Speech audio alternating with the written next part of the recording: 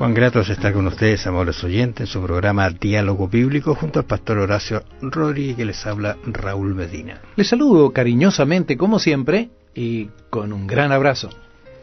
Iniciamos nuestra última conversación de este trimestre, que hemos hablado acerca del libro de Mateo, y los capítulos 27 y 28 son realmente extraordinarios, lo que cuenta Mateo acerca de lo que vio, de lo que presenció, de lo que fue su experiencia con este Cristo, este Salvador que tanto lo quiso y lo aceptó sin medida.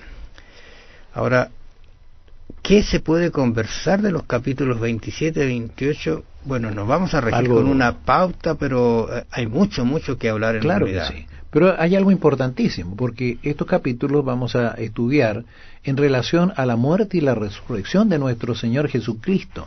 Y qué implicancias tienen en nuestra vida estas dos, ¿cómo se llama? Estos dos sucesos en la vida de nuestro Señor Jesucristo. Mateo. Ahora, en el capítulo 28 y 18 está la gran comisión que Jesús nos dejó. Allí dice: toda potestad me es dada en el cielo y en la tierra. La verdad, las cosas es que cuando uno analiza este texto lo puede ver de varias maneras. Por ejemplo, él siempre estuvo limitando su potestad para poder presentarse como ser humano, y en algunos casos para servir a las personas él usó su divinidad, pero no en plenitud. Pero en esta oportunidad él se muestra como Dios, como poderoso, y eso es lo que nos dice: toda potestad. O sea, él toma autoridad ahora como Dios y la entrega. ¿Para qué? Dado en el cielo y la tierra, para que nosotros cumplamos esa comisión y demos a conocer el verdadero mensaje que encierra estos textos que vamos a conversar y todo lo que Mateo nos había dicho. Bueno, ¿qué te parece si comenzamos por la muerte de nuestro Señor Jesucristo? Ahí en el capítulo 27, el verso 11 en adelante dice: Jesús pues estaba en pie delante del gobernador, y éste le preguntó diciendo: ¿eres tú el rey de los judíos? Y Jesús le dijo: tú lo dices. Y siendo acusado por los principales sacerdotes y por los ancianos, nada respondió. Pilato entonces le dijo: ¿no oyes cuántas cosas testifican contra ti?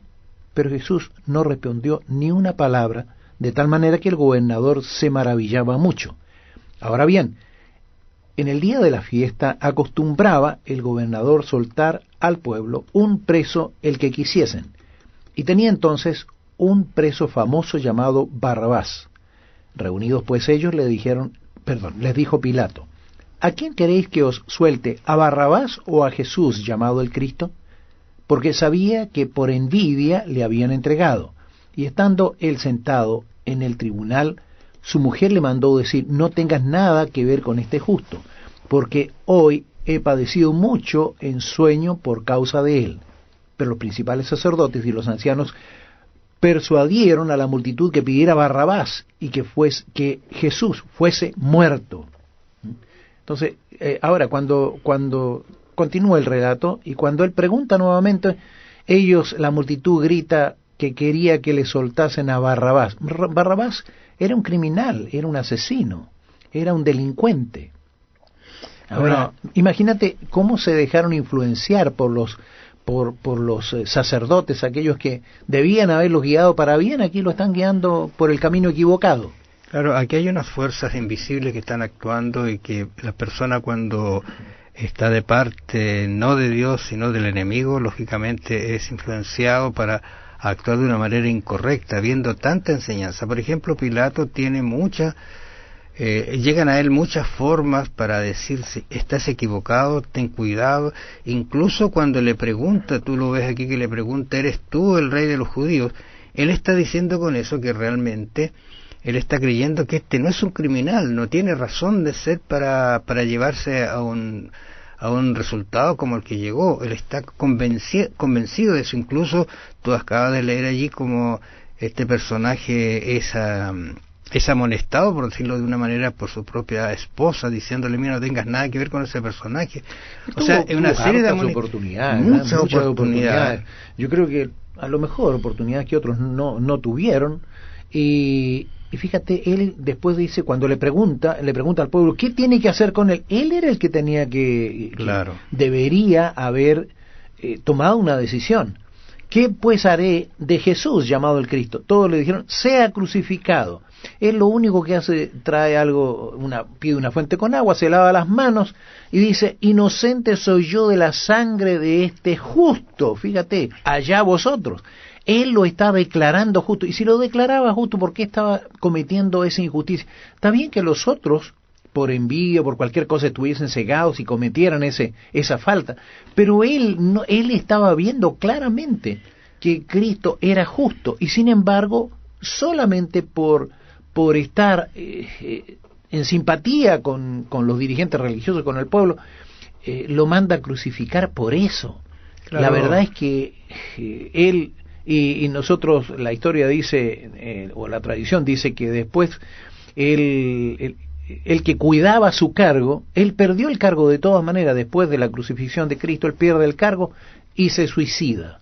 Mira dónde fue a dar, cuando él perfectamente podía a lo mejor haber sido un seguidor de Cristo y la historia contaría algo totalmente diferente de él. Había sido muy difícil. O sea, uno tiene que reflexionar sobre esto y decir que lástima que la gente eligió a Barrabás. Si bien es cierto, Barrabás tenía varias acepciones por allí. Barrabás era un promotor de sediciones, era muy astuto, convencía a muchas personas, las llevó a ir en contra del poder romano, pero también se creía que él era como el Mesías. Así que lo que está pasando aquí es que la gente eligió, voy a decirlo así, a un falso Mesías por el verdadero, y con ello sentenció su vida, su salvación.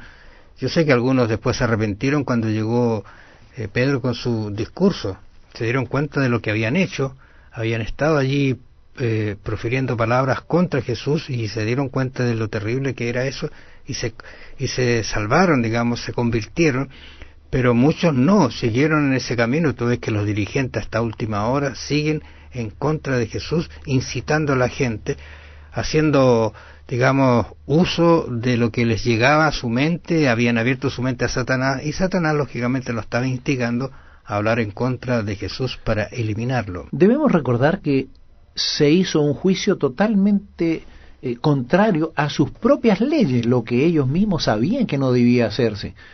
¿Y eso por qué? Porque ellos deseaban participar de la Pascua.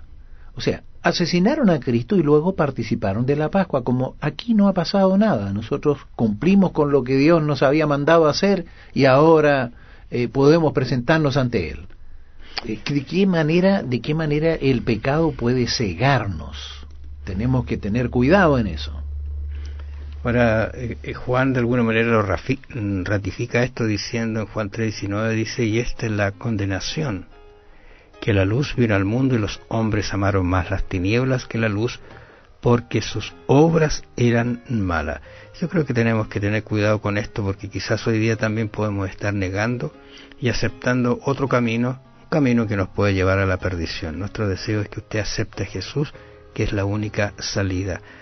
¿Por qué la gente suele preferir más las tinieblas que la luz? ¿Cómo ve incluso en usted una tendencia innata? ¿Qué le dice esto acerca de la realidad de nuestra naturaleza caída y de la necesidad de entregarnos totalmente al Señor? Piénselo. Que Dios los bendiga y los acompañe. Nos encontraremos mañana. Que el Señor le bendiga. Será hasta mañana.